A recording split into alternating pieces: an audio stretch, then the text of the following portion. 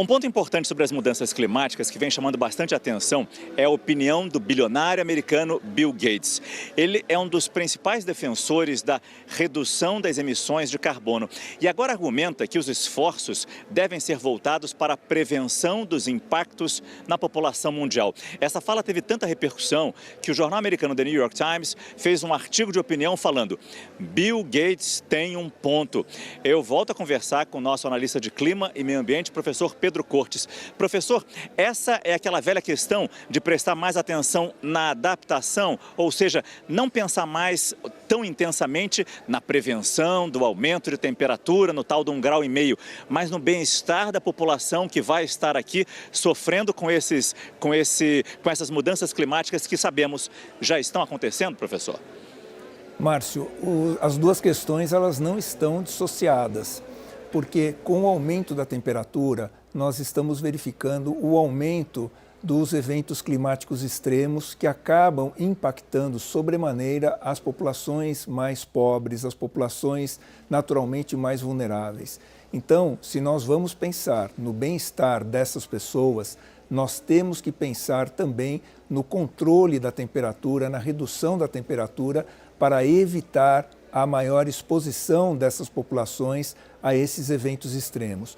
Por maior que seja o aporte de recursos, e é importante lembrar que a Fundação Gates é uma importante financiadora de projetos relacionados à mitigação das mudanças climáticas, mas por maior que seja o aporte de recursos, historicamente, pelo menos até este momento,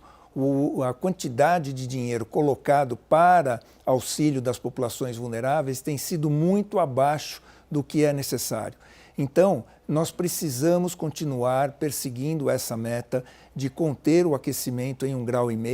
apesar de, nos últimos 2 anos, nós termos, infelizmente, ultrapassado essas metas. Somente assim a gente vai conseguir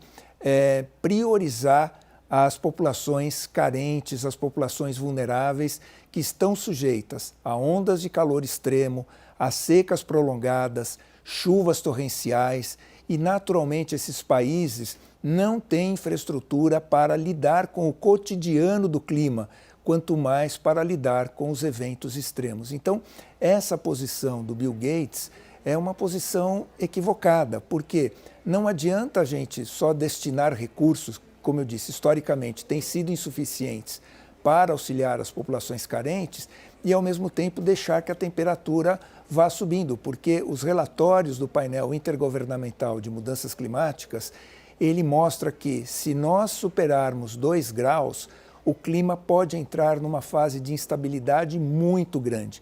E só para devolver, antes de devolver para você, vale mencionar o seguinte: esse é um tema que, modernamente, na pesquisa científica, tem sido tratado desde 1970, portanto, há 55 anos. São milhares de cientistas em todo o mundo, ao longo dessas mais de 5 décadas, que têm se debruçado sobre esse tema, e há um consenso muito grande de que a queima, principalmente de combustíveis fósseis, e o desmatamento de florestas têm contribuído para essas mudanças climáticas significativas.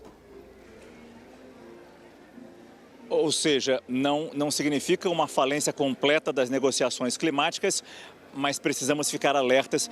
para que esse pensamento não se expanda, não se espalhe cada vez mais. Exatamente, Márcio. Infelizmente, esse discurso do Bill Gates, esse texto do Bill Gates tem servido de pretexto para alguns grupos negacionistas reforçarem ideias contra a necessidade da contenção do aquecimento e contra a importância da COP.